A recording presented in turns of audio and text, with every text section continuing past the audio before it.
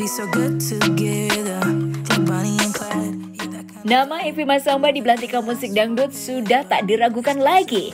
Namanya sebagai penyanyi tetap harum meski pendatang baru banyak bermunculan. Dan setelah cukup lama tak menggoyang panggung lewat aksinya, Evi Masamba akhirnya comeback. Beberapa waktu lalu, Evi tampil dalam acara ulang tahun salah satu stasiun televisi swasta.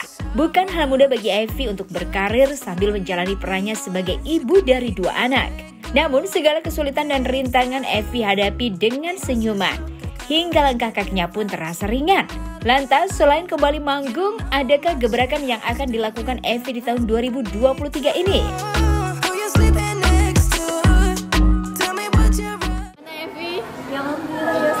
Pastinya seneng banget bisa kembali lagi nyanyi lagi di panggung maupun itu on air ataupun off air ya. Tapi seneng banget walaupun agak sedikit ribet ya. Kita walaupun habis lahiran udah fokus lagi nyanyi, kita Pepi nggak bisa membiarkan anak aku dirawat sama orang lain. Kita Pepi yang merawat sendiri. Jadi makanya kemarin 2 hari latihan aku bawa baby aku di sini ikut joget juga ya, biar dia merasakan gimana ibunya itu nyari duitnya susah gitu ya. Apalagi di karir musik. Tunggu ya, ngurusin berat badan dulu saya. Mas sekarang apa sih Pi di 2023 yang pengen dicapai nih? Pastinya sih kalau untuk 2023 ini pengennya lebih lagi ya. Pastinya pengen koleksi terbaru, tentunya punya sesuatu yang berbeda dari tahun-tahun yang sebelumnya. Yang pastinya tungguin aja deh gebrakan baru Evi Masamba. Berarti memang sudah ada persiapan? Pastinya sudah ada dong, ya makanya tungguin aja. Karena kan Evi juga lagi proses berdiet ya, karena kan Evi habis lahiran. Setelah Evi sudah berubah jadi Nicki Minaj, ya tungguin. Emang turunin lagi? Kalau target sih paling 5 kilo. Di posisi? Kilo. Untuk kan sekarang berat badan Evi 62, jadi 5 kilo berapa tuh? Hitung. Ada kan berat badan? Sulit, sangat sulit untuk menurunkan berat badan itu sulit, apalagi kalau ada makanan ya. Tetap nggak bisa menolak yang namanya makanan, karena kalau orang habis lahiran itu memang nafsu makannya agak naik ya. Dan mungkin semua ibu-ibu yang ada di dunia ini yang habis lahiran pasti merasakan namanya kalau habis lahiran pasti makannya banyak. Nah itu yang aku rasakan sekarang, makanya tantangan Evi sekarang adalah melawan rasa lapar gitu. Oke, Oma nanyanya jangan didoain biar seperti karirnya Bunda Rita dong, kayak Evi. Kalau Evi sih pastinya tetap menjadi ibu rumah tangga dan tetap menjadi seorang Evi Masamba itu seorang ibu. Dua-duanya harus jalan ya. Nanti kalau emang usia waktunya berhenti pasti akan berhenti sendiri.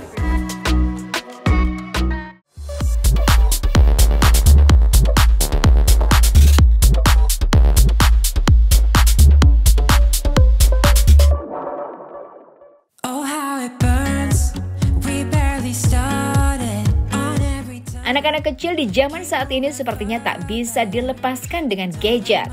Banyak orang tua yang memberikan kebebasan untuk anak-anaknya bermain telepon genggam dalam waktu yang cukup lama.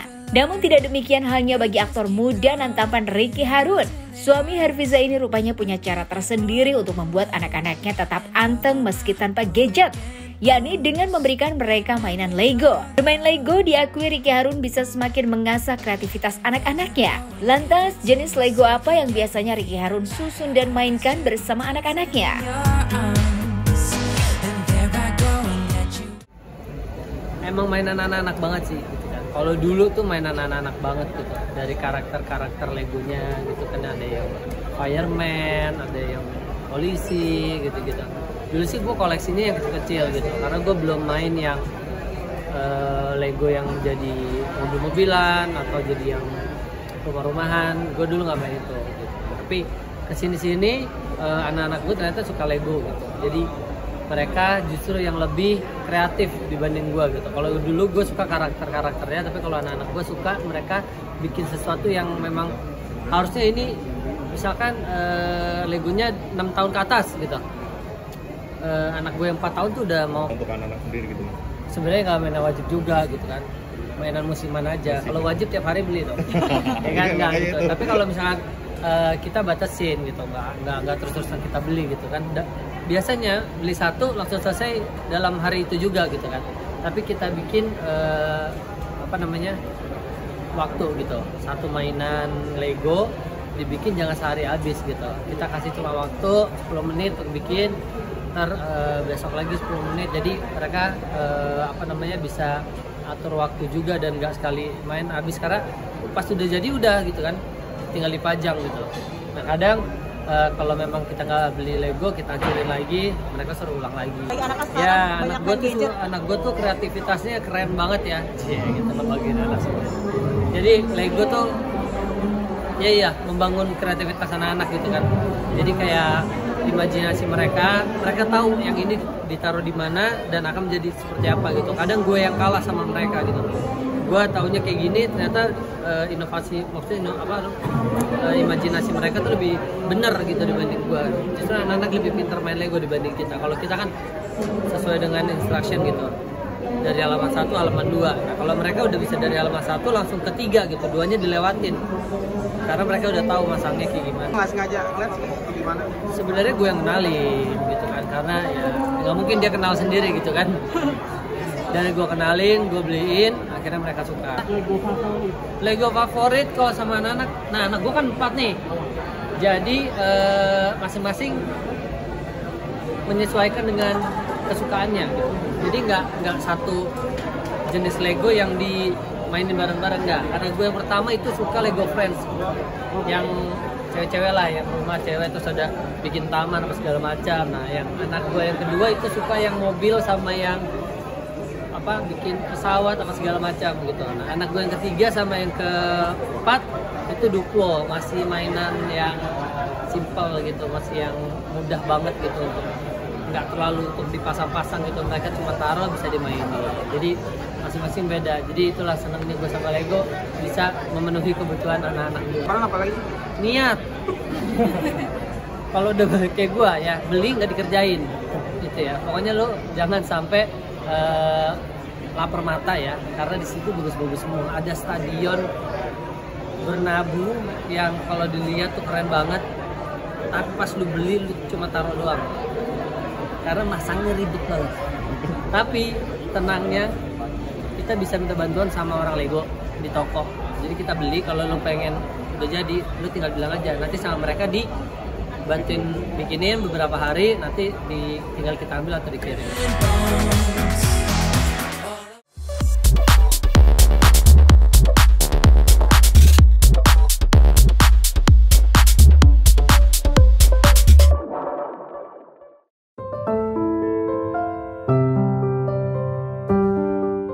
Setiap olahraga memiliki resikonya masing-masing. Selain adrenalin yang terpacu saat di lapangan bola, para pemain juga tak pernah menyadari bahaya apa yang sedang mengintai. Seperti yang dialami oleh penyanyi bersuara emas Judika. Saat sedang bermain bola bersama SFC atau Celebrity Football Club, Judika mengalami luka di bagian pelipis matanya karena terbentur oleh kepala lawan. Alhasil usai permainan berlangsung, Judika langsung bergegas menuju rumah sakit. Kejadian yang dialami oleh Judika sangat disayangkan oleh sahabatnya Augie Fantinus, yang melihat secara langsung kejadian tersebut mengaku cukup ngeri dan semakin membuatnya sadar bahwa harus berhati-hati ketika berada di lapangan bola. Pertama. Aku harus jahit dulu bentar. Ya itu kenapa kok bisa? Bertabrakan sama siapa nih? Tabrakan biasa sama lawan. Bolanya 50-50. Jadi aku bola di atas, aku sundul, kepala dia tinggi, kepalanya juga nyundul pelipisku, jadi ini robek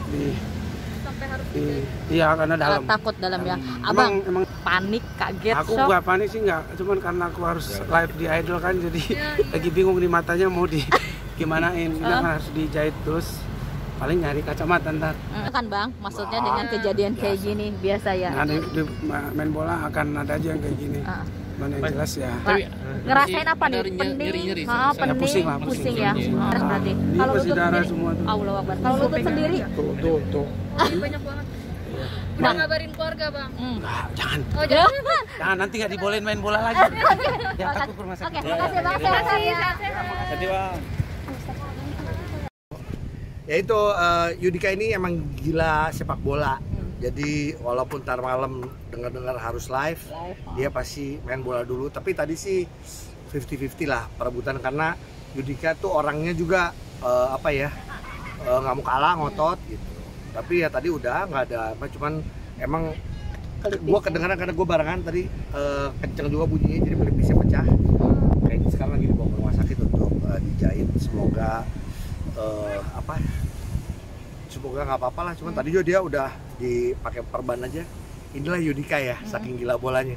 Udah pakai perban, udah terus ambil handphone, dia ngeliat dia sendiri terus yuk main lagi gitu. Oh, kekhawatiran gak sih? Betul, setiap ada kejadian yang kayak gini gue selalu khawatir karena kita juga pernah ngeliat waktu itu tim lawan pernah patah kaki malah. Dan gue juga kan orang yang mungkin kalau teman-teman tahu gue makan obat pengencer darah, gue juga nggak boleh sampai luka sebenarnya, makanya.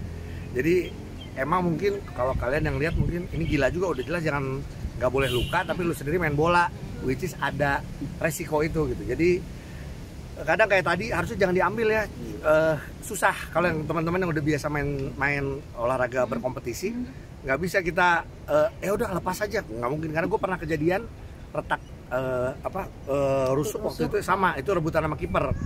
Walaupun orang ngomong udah itu bola udah dekat sama kiper, lu tinggal aja. Ya, gue ngerasa gue juga mampu tuh dikit gitu, terus gue loncat. Iya, jadi satu resiko, cuman tadi sih semoga tadi ditangani dengan baik. Kebetulan di kita juga ada dokter tadi yang ikutan main, terus kemudian ada fisio juga di sini, jadi peralatan P3-nya lengkap. Nah, itulah yang mungkin gue pengen ngingetin ya buat teman-teman semua di lapangan manapun, lapangan sepak bola, lapangan basket.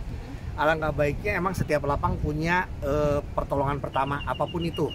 Karena banyak lapangan-lapangan yang tidak punya. Bahkan kalau menurut gue mendingan dari pemerintah boleh tuh melakukan sidak tuh lapangan-lapangan, kayaknya perlu punya itu. Dan untungnya SFC sudah komplit semua lah ya. Iya, tadi kita ada orang visionya juga, terus juga dari GBK juga tadi ada, jadi begitu gitu kan? Iya, ada lah pasti, maksudnya tetap aja ada khawatir mainnya juga, jadi ada beberapa bola yang nggak kita ambil atau gimana. Cuman nanti biasanya kalau udah main lagi ya adrenalin untuk bermain itu pasti selalu muncul lagi gitu. Jadi ya tapi selalu gini, Celebrity FC ini ada kan fun game. Jadi kita emang selalu mengingatkan ke lawan-lawan kita ini fun match ya. Jangan sampai memaksakan untuk ngambil dan lain-lain, karena kami sebagian dari kami semuanya masih bekerja di entertainment yang juga harus hati-hati.